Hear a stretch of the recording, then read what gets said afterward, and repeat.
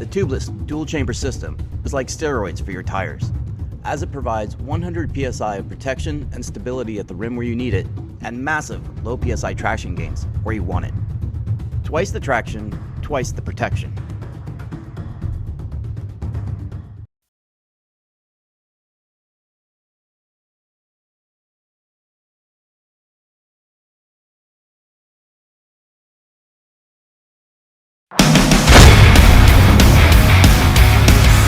Well, it's that time of year again. We've had all the 450cc motocross models in the magazine with individual tests, and now we're ready to shoot them out against each other. So welcome to the 2018 Dirtbike Magazine 450cc motocross shootout.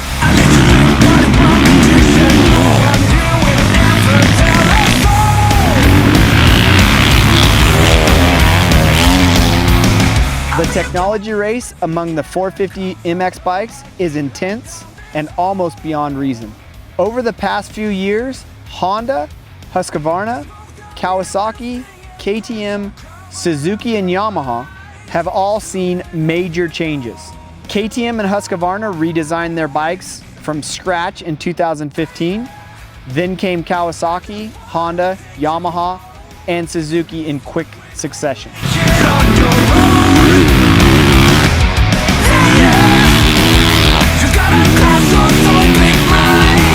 Honda rattled the MX world last year with an all-new CRF 450R. It had a completely redesigned motor with a downdraft intake, a coil spring Showa fork, and a different way of looking at motorcycle design. For 2018, the bike gets an electric start and a completely new electrical system. The kickstart lever is gone, a high-tech lithium battery replaces the capacitor that formerly brought the EFI system to life, and Honda made other changes to the power delivery and suspension to effectively make the 2018 model a major reboot in its own right. After months of testing on the 2018 CRF 450R, here's the bottom line. Most pros love the Honda. It's fast, aggressive, and a bit hyperactive. It's the kind of bike that keeps you on your toes and appeals to riders who want to throw it into turns hard and have strength to make it behave. Novice riders might have a harder time keeping the bike under control.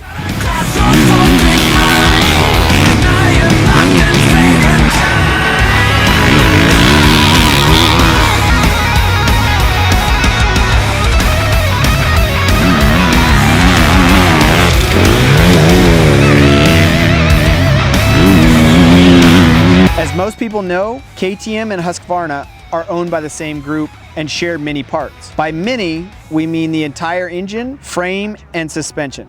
That only leaves the bodywork, the subframe, airbox combo, the seat, the muffler, and a few components like the rims and bars, and the clutch master cylinder to separate the two brands. Off-road Husqvarna models have more features that set them apart from the KTMs, but the respective motocross models are closely related. For 2018, there are a few suspension changes and an upgraded battery for the FC 450. After many hours of intense testing, it's hard to argue with a bike that does everything so well. Compared to the Japanese bikes, the Husqvarna has huge advantage in the weight department, plus it has better brakes and a hydraulic clutch. It gives all without sacrificing power, suspension, or handling.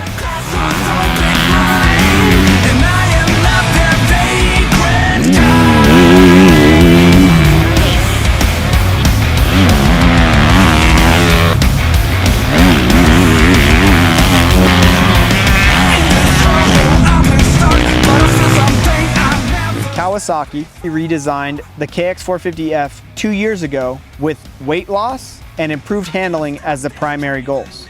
The chassis was changed much more than the motor, which dates back to the time before anyone thought that electric start would be a trend in motocross. So now the KX450F is one of the two bikes that still has a Kickstarter. It's the lightest of Japanese bikes, due in part to the air fork. While the other Japanese bikes have returned to the spring forks, aside from the Yamaha, which never left, Kawasaki is using a Showa SFF fork with 3 separate air chambers in the right leg. Here's what we found after months of testing on the Kawasaki. It's easy to ride, but hard to own. The handling is without a flaw. The torquey motor makes it an absolute pleasure to ride, but it has a number of nagging issues, like the overcomplicated fork, mediocre brakes, tiny bars that are hard to overlook. Yes, it's lighter than the other Japanese bikes, but it needs to offer more in exchange for the lack of an electric start.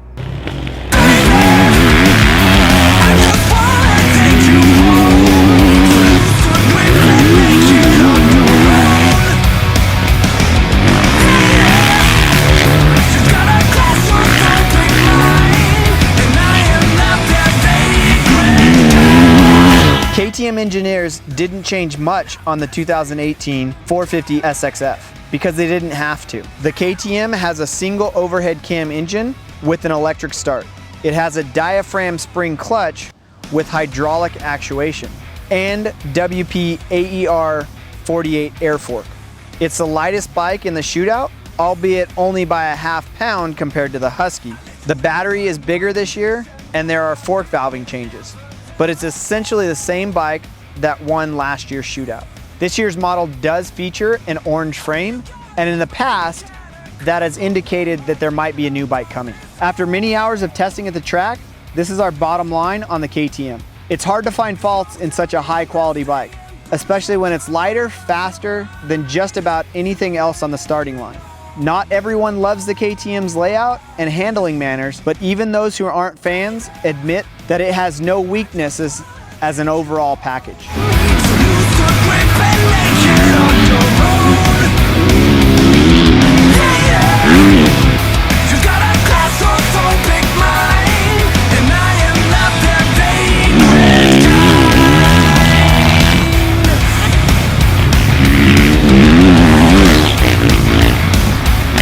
On the pro level, Suzuki's RMZ 450 has always been solid.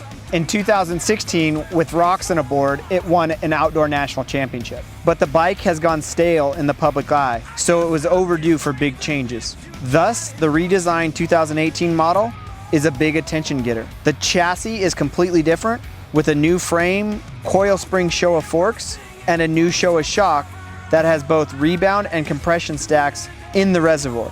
The motor got a new intake cam, a redesigned intake system, and a brand new throttle body. It did not receive an electric start, even though it is tied for the dubious honor of being the heaviest bike in the class. Here's the bottom line on the all-new RMZ 450. Suzuki gives you all the ingredients to make a great motocross bike. The suspension components are top-notch, and the frame geometry is excellent. The motor, obviously, can be made to go fast, but you might have to finish the job. In stock form, the RMZ 450 isn't a national winner, but it is a solid bike for seniors, vets, and novices.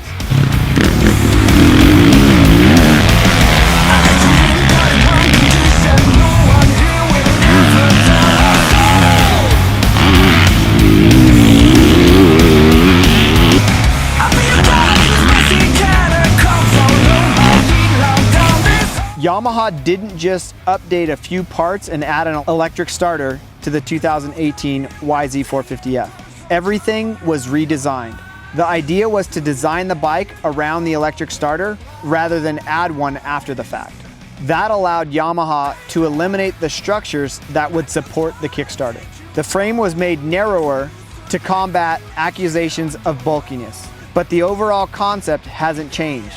It still uses the reverse head with intake in the front and exhaust port in the rear. The seating position has changed dramatically, but the suspension components are upgraded versions of the KYB parts that they have used before. Bottom line on the 2018 Yamaha YZ450F, between the suspension and the overall quality, the Yamaha has a lot going for it. It will probably be the most reliable bike in the class again, but disappointingly heavy. It's certainly not alone there. Even the weight could be overlooked if more riders felt comfortable on it. The Yamaha's new layout takes some getting used to, and its turning abilities are only slightly improved. The YZ450F is a case of changing everything except what needs to be changed. I just wanna take you home.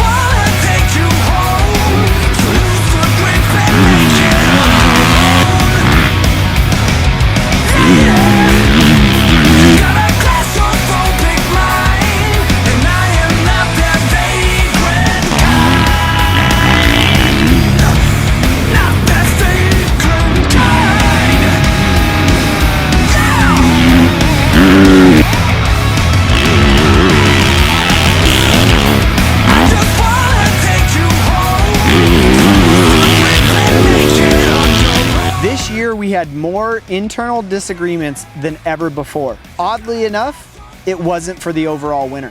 The real chaos was about how bikes stacked up through the middle and the bottom ranks. You can make an argument for just about any motorcycle in this group, but it's impossible to argue against a motorcycle that has everything. A great motor, electric start, excellent suspension, a hydraulic clutch, and the best brakes in the class, and the advantages that come with being freakishly light. This machine has survived serious challenges from new iron and returns as the class champion. So the winner of the 2018 Dirtbike Magazine 450cc motocross shootout is the KTM 450 SXF.